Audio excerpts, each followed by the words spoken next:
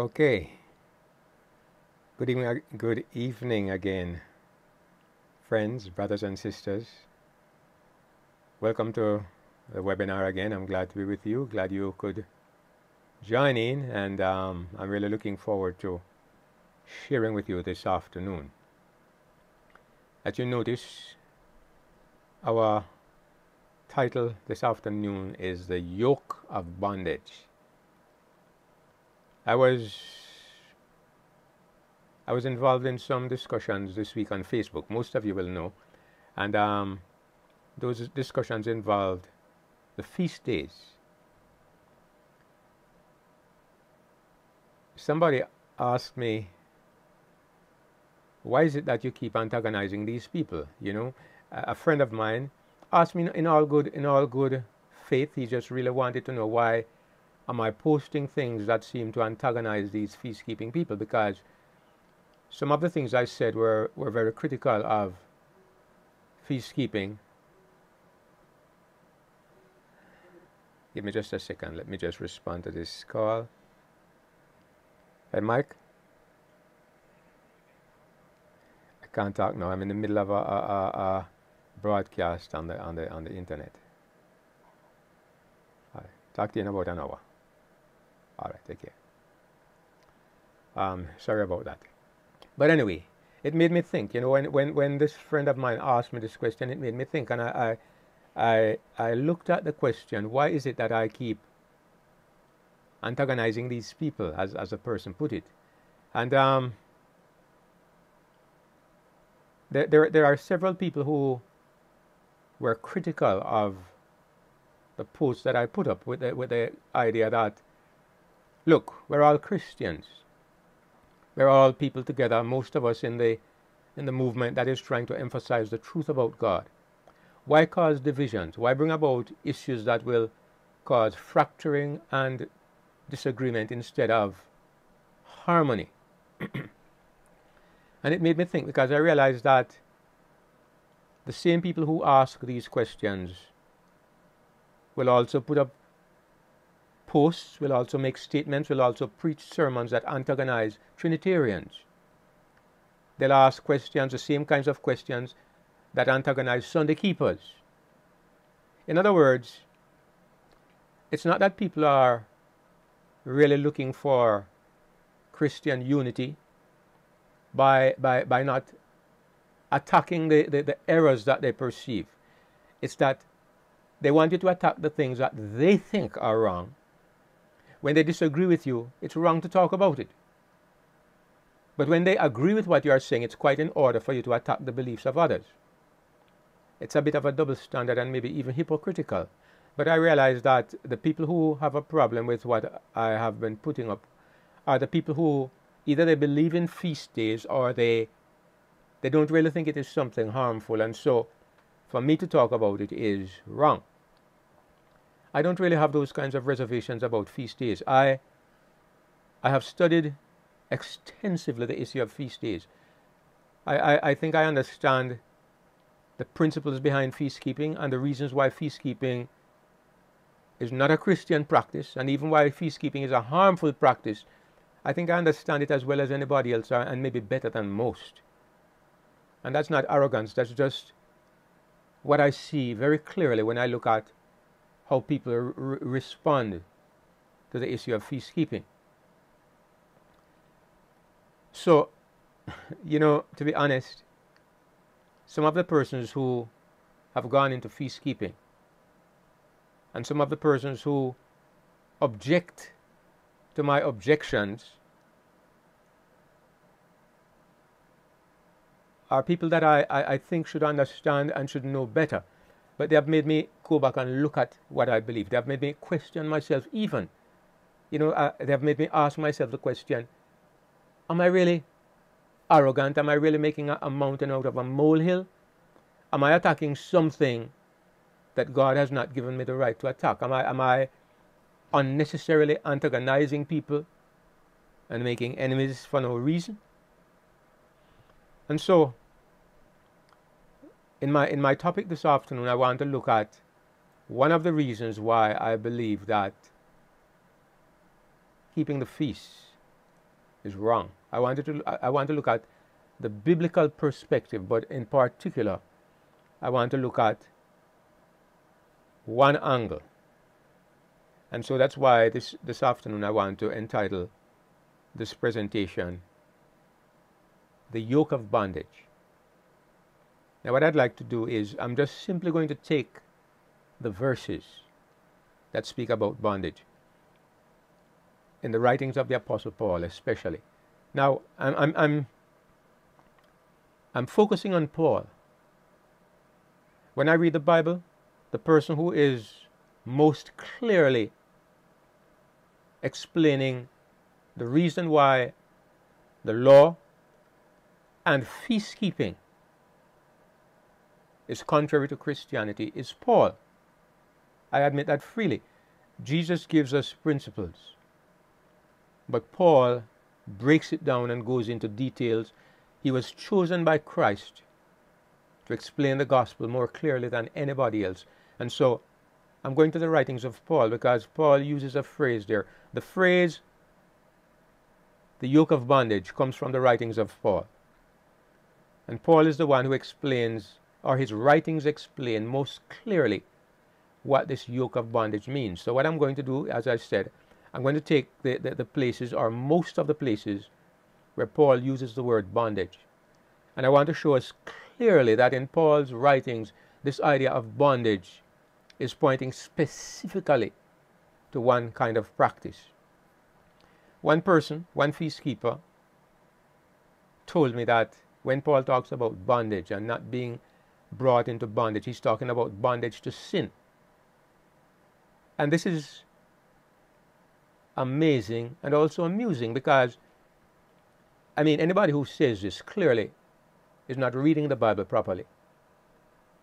But we'll look at the verses and we'll see if there's justification for what I'm saying. So let's go to the Bible. And I want to begin with Galatians 5 and verse 1, which is where that phrase appears. Paul says to the Galatians, "Stand fast, therefore, in the liberty wherewith Christ has made us free." Look at that phrase. Jesus has made us free. He has given us liberty. That's what Paul is talking about, liberty. "And be not entangled again with the yoke of bondage." All right? Now, a yoke, as we know, is something that you put around the necks of cattle. And what a yoke does, it binds you to another animal. They would put a yoke around the neck of a cow, an ox, and then that same yoke would go on the neck of another ox. And so what it did, it bound both animals together, so that where one oxen went, the other one would have to go. So that's the purpose of a yoke. And Paul says a yoke of bondage. Whatever he's talking about is something that binds you to something else in such a way that you're not able to get away from it. So Paul says Jesus has made us free, and we are to stand fast in that liberty. And we are not to be again entangled, the second time, to be tangled up again with this yoke of bondage. Now, he's talking to the Galatians. And as we all know, there was a problem with the Galatians. Anybody who reads the book of Galatians will not have a problem identifying what this problem was that they had. As a matter of fact, in this same passage, it becomes very clear. Listen to what Paul says. "Behold, I, Paul, say unto you, that if you be circumcised, Christ shall profit you nothing." So when he talks about the yoke of bondage, he goes on to expand his thought. He's expanding on this yoke of bondage, and he says, "I'm telling you, if you be circumcised, Christ shall profit you nothing." So the yoke of bondage that he's talking about has to do with circumcision. And he says it is so serious that if you do it, Christ will profit you nothing. You lose your relationship with Christ, and Christ becomes of no benefit to you. In essence, what you're doing is you're losing your salvation. Paul goes on still further to expand on what he's saying, and he says, "For I testify to every man that is circumcised." I'm telling you, if you are circumcised, he is a debtor to do the whole law. The word debtor here means that he owes a debt. He's obligated. He's bound to do it. Paul says he's bound to do the whole law. This is the problem that Paul is seeing. All right, Christ profits you nothing. And because Christ profits you nothing, then you have to do the whole law. Why? Because if you don't have Christ, then the only way you can be saved is by conforming to the law. What he's really doing is showing you that there are two ways of approach to God. One is by the law and one is by Christ. And if you go through the law, exemplified by circumcision, all right, you go on, it goes on to stand logically that then if you are going to approach God through circumcision, it means you are rejecting the way of Christ. You are saying that Christ is not enough, so you are gone to circumcision. So he says, then you are bound to do the whole law. The end result, Christ is become of no effect unto you. Whosoever of you are justified by the law, you are fallen from grace. Now, those who embrace feast keeping and those who are generally sympathetic towards the works of the law, they say, look, the issue here was not the law. The issue was justification by the law. The issue here was seeking to be justified or seeking to be accepted by the law. I mean, that is like a cop-out. That is missing the point. That is avoiding the point. What Paul is saying is, okay, you're seeking to be circumcised. Why? Why are you seeking to be circumcised? Because you think circumcision is necessary, all right? Nobody is circumcised unless he thinks it's necessary. Now, if you are circumcised because of health reasons, that has nothing to do with religion. But if you are circumcised for a religious reason, it means that you believe circumcision in some way is necessary. It is something that helps you in your search for salvation and for a relationship with God. And so this is what Paul means by justification. It's a means of enhancing your acceptance with God. Anybody who practices the law for a religious reason, not just circumcision, but the law, Paul says he's duty bound to do the whole law. Any aspect of the law that you practice for a religious reason, then it falls into the same category of what Paul was saying here about circumcision. You're duty bound to keep the whole law, and then Christ becomes of no effect to you. Christ profits you nothing.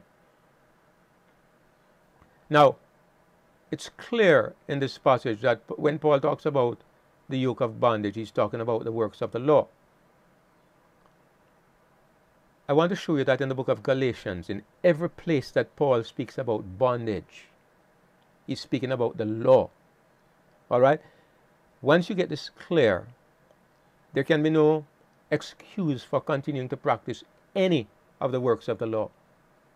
To go back to doing this is to go back to bondage. And once you grasp this idea, you will understand why I personally am so opposed to feast keeping. Many feast keepers say, look, we are blessed by this practice. Many feast keepers say, well, we just do this because, you know, it's God's appointed times. And we enjoy the fellowship and we enjoy getting together because it's God's appointed time. But the reason why you do it at that particular time is because the law requires you to do it at that time. I mean, it's a bit of double standard and hypocrisy, because the law also requires you to go to Jerusalem. All right, but let's take that out of it. The law requires you to do it at that particular time. So you observe the very time for the same length of time specified in the law, and you carry out many of the practices associated with feast keeping. Don't tell me it's just because you like to meet with brethren or you just like to meet with God to spend time with Him. That is hypocrisy. The reason you do it at that particular point in time is because the law requires you to do it at that time. In doing this, you are following a requirement of the law.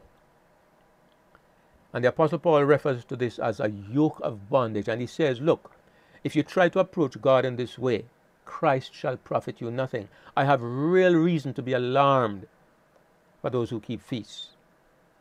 There was a time when I said, well, I don't keep feasts, but It doesn't bother me if other people want to keep the feast. This was because I didn't understand the principles. Like many people today who take the same position, they don't understand that when you encourage something that in its very nature is a rejection and a denial of Christ, when you encourage it by your presence or your teaching, you have set yourself against God's way. It's like somebody who says, well, I don't know whether God has blessed Sunday or Sabbath, but I like going to church on Sunday. So he chooses to go to church on Sunday. By his example, he sets himself against the truth, even if he does not mentally accept it. It's kind of like what the Bible says about those who receive the mark of the beast. It says that some will receive the mark in their forehead, in their minds. That means that they are committed to the thing mentally. Their minds think in this way and they have accepted the lie. But there are others who receive the mark in their hands, which means that they are not committed to it in their minds. They don't really care one way or the other, but by their behavior, they give their support to what is false. Now, the problem is that many of those who take this neutral position, they don't understand the principles involved. They don't really understand what feast keeping is about and what the Bible says about it, and so they don't feel as strongly about it. But where I think these people are wrong is in trying to be critical of those who understand and who stand against this thing. It's not a small matter. It's a major issue. And I'm not a prophet, but I'm saying that I believe very strongly the time is coming when everybody is going to see what feast keeping does to the gospel. One of the problems is that many who keep the Sabbath are so legalistic. They have such a legal mindset. They don't even know, they don't even understand when something is contrary to the principles of grace and righteousness by faith. They don't understand, because for many of them, it's more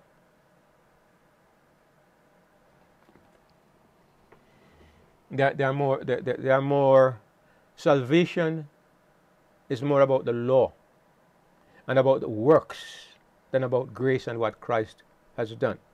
Anyway, I'm rambling a bit. I want to go back to the Bible.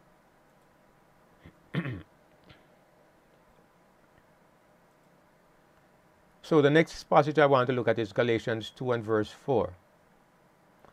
I just want to emphasize here that the problem with the Galatians was their obsession with circumcision, with the law in general, as expressed in their desire to be circumcised. In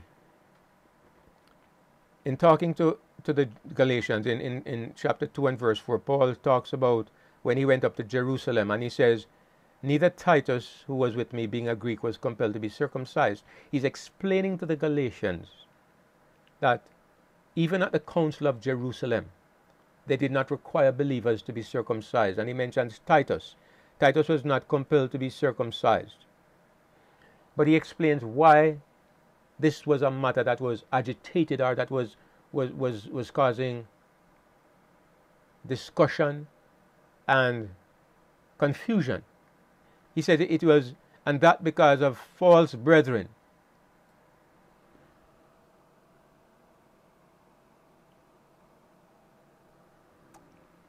All right, for some reason I'm not broadcasting.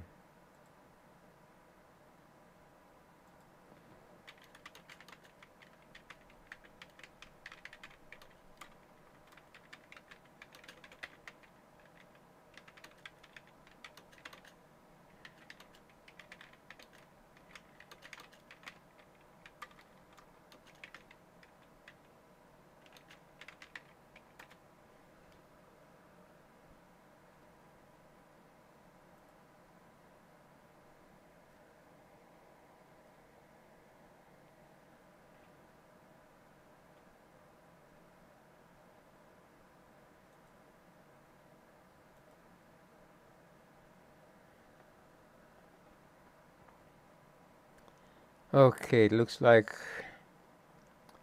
I have been broadcasting, but it looked like my settings were wrong. If anybody can see me, I would like you to just give me an indication.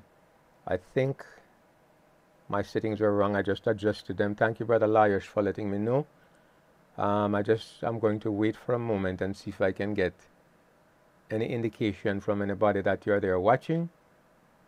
Let me know so I can continue. Nobody? Nothing so far. I don't know what is happening then.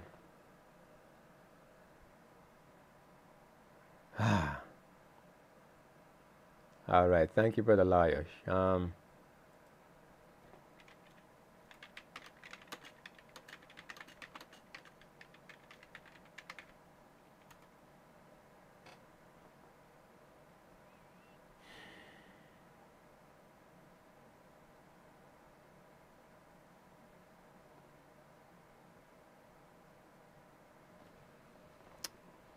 Okay, I just want to apologize, everybody. I know that you have been there waiting, and it seems like I had the settings wrong in my broadcasting here, so I apologize. And thank you for letting me know, Brother Laios. I'm going to continue and just hope that the everything has been recorded, even though you all were not able to come in until right about the middle.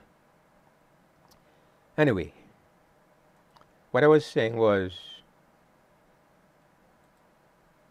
Paul makes it clear here in Galatians 2 and verse 4 that the issue that was agitating and bothering the church was the issue of circumcision. Notice he says even Titus was not compelled to be circumcised. But he says false brethren came in unawares. They came in privately to spy out our liberty which we have in Christ Jesus, that they might bring us into bondage. All right, notice the word bondage again. What is Paul referring to here as bondage?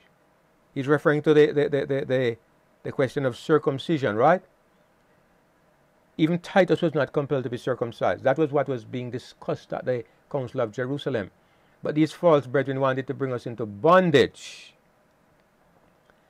So, the word bondage, I'm saying, in the writings of Paul, especially in the book of Galatians, it refers first of all to the circumcision. The circumcision. And the passage we looked at before in chapter 5, Galatians 5, shows us that this included everything in the law. Paul said if you are circumcised, you are bound to do the whole law.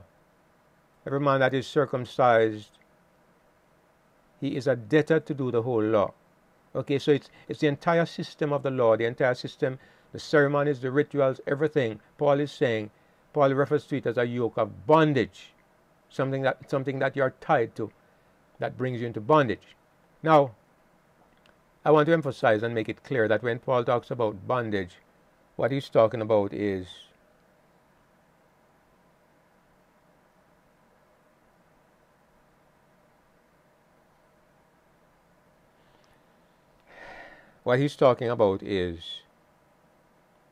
the bondage of the law. It's your obligation to the law. All right, I noticed that those who came in late, you are not seeing this from the beginning. What I'm going to do, I'm going to hope that everything will be recorded and it will be all there on the YouTube channel afterwards. All right? I really apologize again for having this wrong setting. I just have to be more careful in the future. Anyway, Paul says, 1 Corinthians 7 and verse 15 now. I want you to notice how Paul uses the word bondage again. Paul talks about a woman, and the woman which hath an husband that believeth not, and if he be pleased to dwell with her, let her not leave him. Verse 13. 1 Corinthians 7 verse 13. For the unbelieving husband is sanctified by the wife, and the unbelieving wife is sanctified by the husband. Else were your children unclean, but now are they holy. Notice what he says next. But if the unbelieving depart, let him depart. A brother or a sister is not under bondage in such cases, but God hath called us to peace. Notice he talks about bondage. What kind of bondage is he talking about? He's talking about being under bondage, being obligated to do what the law says. All right, the law says that a woman is to stay with her husband.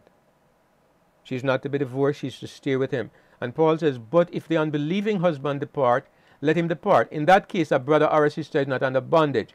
What he's saying is that you're not bound to remain with that husband if he wants to leave. So he's using the word bondage here not as a bad word, because it's not a bad thing for a wife to stay with her husband. The word bondage is not necessarily a bad word, and it's not a word that always talks about being subjugated by sin. It also refers to being under the subjugation of the law. It is the law that binds a man to his wife and the wife to her husband. And Paul says, if the unbelieving husband wants to leave, you're not under bondage. In other words, the yoke that keeps you bound to that person no longer applies. It can't hold you if the person wants to leave. So bondage, in the way Paul uses the word, talks about being bound together to something in such a way that you are obligated to it. And that is how he's using the word bondage in the book of Galatians. Let's move to some other passages. I don't want to be too long and then the time runs out on us. In Galatians 4, verses 1 to 3, look what he says. He's talking about, well, we'll decide who he's talking about in a little while. He says, now I say that the heir, as long as he's a child, differeth nothing from a servant, though he be Lord of all. We went through this some time ago, but I just want to refresh our minds. Somebody who is an heir is going to inherit everything, but is still a child, is not different from a servant. What this means is that it doesn't mean he's worked like a servant. It means that he's under control like a servant. He's not free to make his own decisions, just like a servant. Though he be Lord of all, right, although he's one day going to be head of everything, as long as he's a child, he's treated like a servant. He's not free to make his own decisions. And Paul explains it because he says this person is under tutors and governors until the time appointed of the father. So this child who will one day rule everything is controlled by teachers and governors who control his behavior, who tell him what to do and when to do it and how to do it until the time appointed of the father, because there's a time when he's going to come to adulthood and his father says at this time he can make his own decisions, but until that time he's treated like a servant. Paul says, even so we, and he's speaking here of the Christian church, because he says we. He's not talking of heathen people, he's talking about himself along with the Galatians. When we were children, when is that? When was Paul a child? When were the Galatians children? When we were children, we were in bondage. He uses that word again, under the elements of the world. All right? Now, this is one of the phrases that antagonize many of my feast-keeping friends. Well, it doesn't antagonize them. My interpretation of it antagonizes them. Because it says that we were under the elements of the world. And one of the arguments they use is that you could never say the law was the elements of the world. But once you take this passage, Galatians 4, and you compare it with Galatians 3, there's no question what Paul is talking about. There's no reasonable question. Paul is very clear. Let's go back to chapter 3 just for a moment, because notice what Paul says. He's under tutors and governors until the time appointed, right? It says, when we were children, we were in bondage, and he uses the word again, under the elements of the world. Okay? Go back to chapter 3. Look at what Paul says. In verse 23. But before faith came, we were kept under the law. Now, when he says under the law here, let me just go back to chapter 4 and show you what it lines up with. All right? Chapter 4, he says we were under tutors and governors. Okay? Then in verse 3 says we were under the elements of the world. tutors and governors, elements of the world, are the same thing. In Paul's teaching, what he's talking about, the tutors and governors are also the elements of the world. And if you go back to chapter 3, he says the same thing. Wherefore the law was our schoolmaster. All right? So the schoolmaster here is the same as the tutors and governors. But after that faith is come, verse 25, after that faith is come, what? We are no longer under a schoolmaster. Notice he uses the word again. Under a schoolmaster. We were kept under the law, under the schoolmaster. Same thing he says in chapter 4. He's just expanding his thought. Under tutors and governors, that's a schoolmaster. Under the elements of the world, that is the law. And somebody says, how can you dare to call the law that was established by God, how can you say it was of the elements of the world? Paul says we were in bondage, and I already pointed out that in the book of Galatians, every place Paul uses the word bondage, he's talking about the law.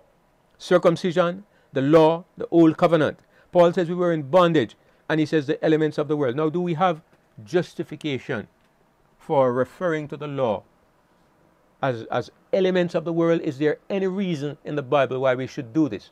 Are we justified in doing this? Because God gave the law. I want us to look at what it says in the Greek translation of this word, elements. All right, where is it? All right, here it is, elements. According to Strong's, it is G4747. If I click on it, it appears over here. Let me just expand this a little bit in the left-hand column here. Look at what it is. It comes from the word stoichion. And it says something orderly in arrangement. That would certainly apply to the law. An initial element of a fundamental series.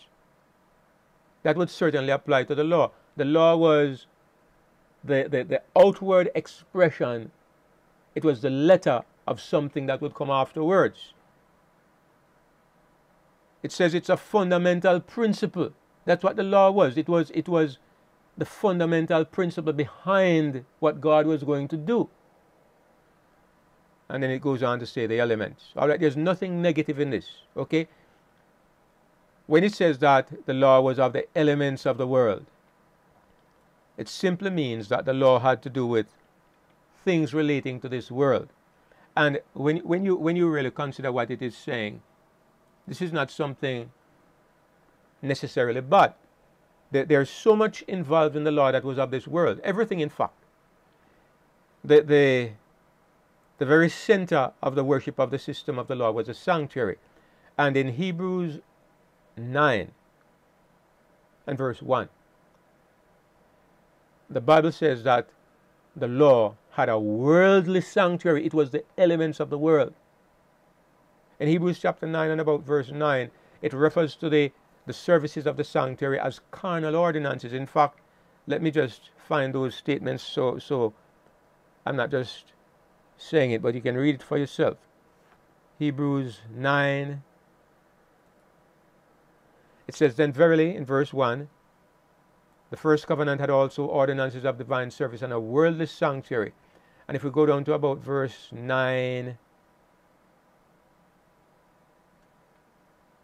verse 10, it says, which stood only in meats and drinks and divers washings, and notice the phrase, carnal ordinances imposed on them until the time of the Reformation. So the Apostle Paul says that the things that they were practicing then were carnal.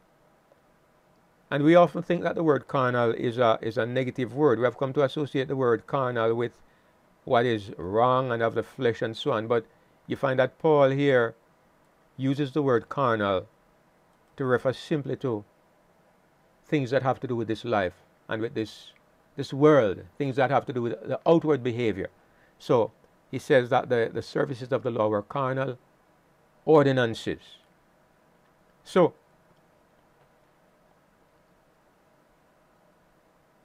the law was basically the ordinances of the world. Paul says They were placed under the elements of the world. You find in the book of Colossians where he uses the same phrase a couple of times. Look at Colossians. Colossians 2 and verse 8. He says, beware lest any man spoil you through philosophy and vain deceit, after the tradition of men, after the rudiments of the world. Notice there, it doesn't say the elements of the world, but it says rudiments. And I want you to notice something. If we go to the Greek rendering of this word, rudiments, notice it's the same 47. Same word. The same stoichion. It's the same word as elements of the world. And Paul is saying, don't allow anybody to spoil you through these, so that you go after these rudiments of the world instead of after Christ. It's the same issue as in Galatians. Further down in about verse 20, look at what he says. Verse 20. Wherefore, if you be dead with Christ from the rudiments of the world, why as though living in the world are you subject to ordinances? All right? He's talking about ordinances. Rudiments of the world. He uses the word again. And what is he talking about? Go to Strong's Concordance. Rudiments. Same word. 47. It's the same word. So the rudiments of the world, he says, you are dead with Christ. You are dead with Christ from these rudiments of the world. He's talking about the works of the law. And he says, since you died with Christ, why, as though you are still living in the world, are you subject to ordinances? Why are you still subject to these ordinances? And he goes on to talk about touch not, taste not, handle not, which are all things that are associated with the law. In other words, you are no longer under the law. You are no longer governed by or controlled by the law. So why are you still behaving in this way as though you are subject to the law? So anyway, we're talking about the word bondage, the yoke of bondage.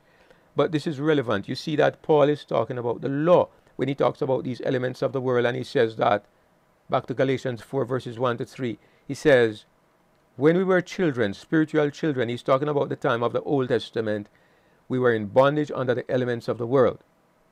So bondage here has to do with their relationship to the law. They were under the law. They were controlled by the law. They were in bondage to the law, which was elements of the world. So you go to verse 9 of that same chapter 4 of Galatians, and in verse 9 it says, but now after that you have known God, or rather are known of God, how turn you again to the weak and beggarly elements whereunto you desire to be again in bondage? Notice the word again, elements, all right? It's the same word. Same 47, same stoichion, all right? The same thing. So, Paul says, you desire again to be in bondage. You're again wanting to be under the control of these elements of the world. He's talking about the law. And when you go back down to the first 3 verses, when we were children, we were in bondage under the elements of the world. He's not talking about their time as pagans. He's talking about the Christian body, or the people of God. When we were children, he's talking about when the church, well, let me not say the church, when God's people were spiritual children, they were treated like servants. He's using the history of a child to illustrate the history of his people.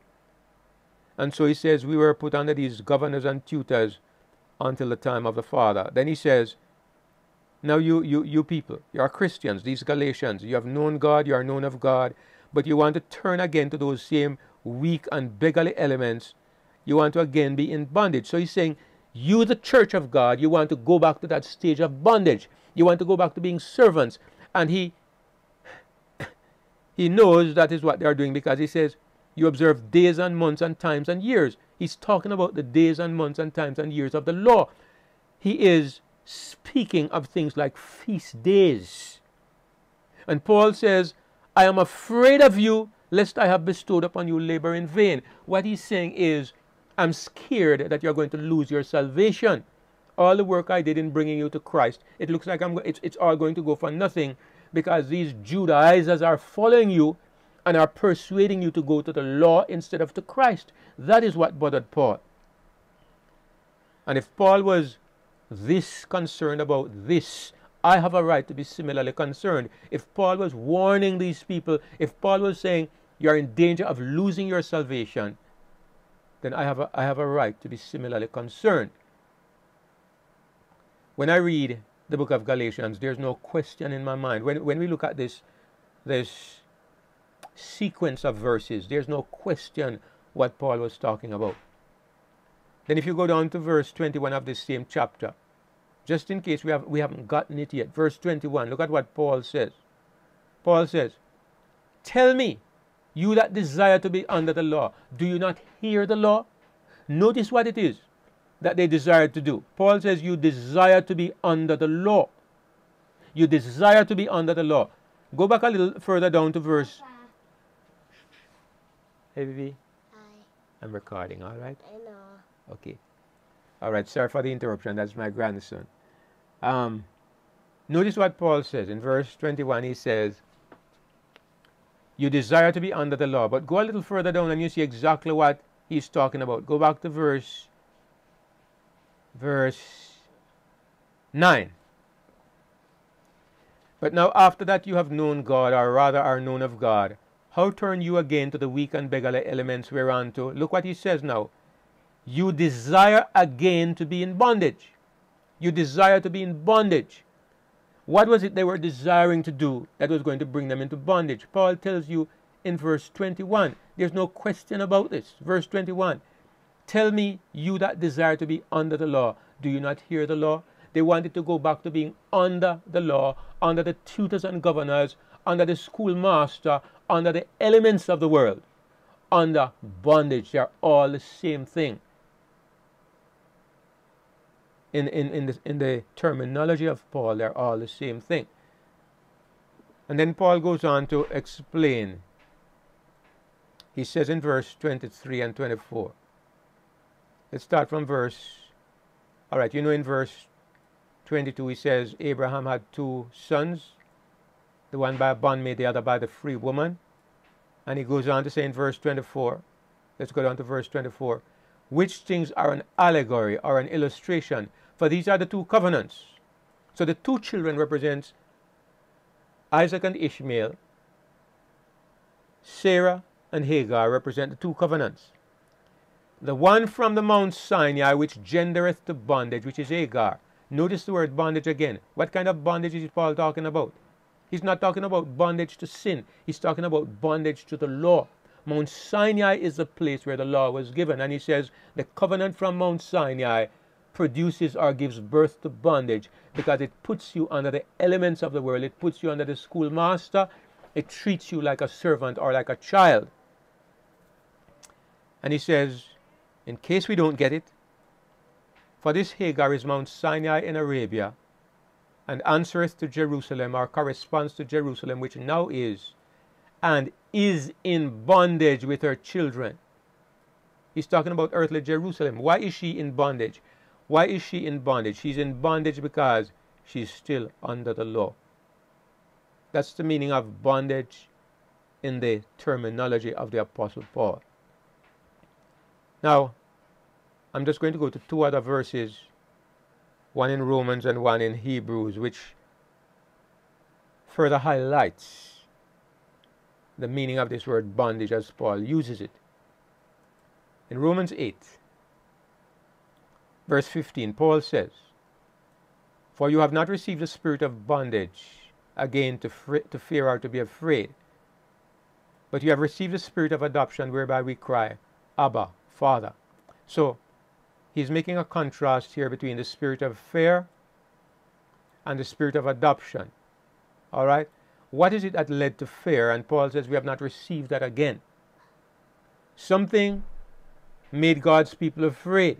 It was the spirit of bondage. And if we are right about what we are saying, then this bondage had to do with being under the law. In Hebrews 12, verses 18 to 21, Paul explains what he means when he's talking about this fear. Look at Hebrews 12, 18 to 21. He says,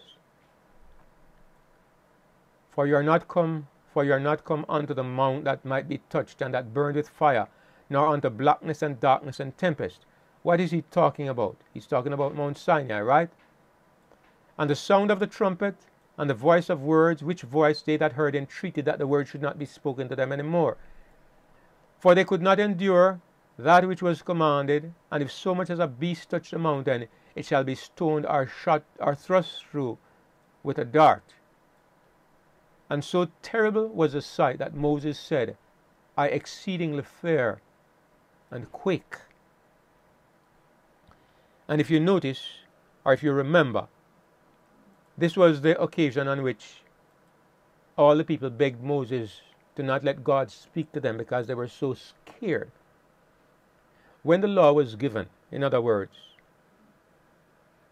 what came over the people when they were put under that system was a spirit of great fear. And Paul says this spirit of fear, this system was a system that brought bondage. He says, you are no longer under this system. We have now received the spirit of adoption. We are now led by the Spirit, not by the law. Anyway, this is what I really wanted to emphasize today. When the Bible talks about the yoke of bondage, it is speaking about the law. It's not speaking about the yoke of sin. Sin does bring people into bondage. But what Paul is pointing out is that the law also brings people into bondage. And perhaps I should just look at one more passage to just highlight the point a little bit more. In Romans chapter 7,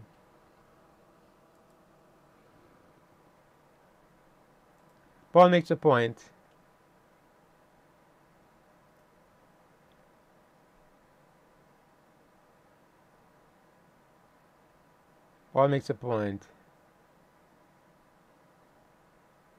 Wherefore, my brethren, verse 4, Romans 7, verse 4.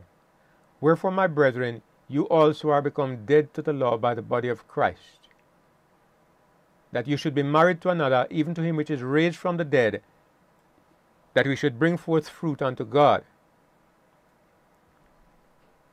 In verse 6 he says, But now we are delivered from the law, that being dead wherein we were held, that we should serve in newness of spirit, and not in the oldness of the letter.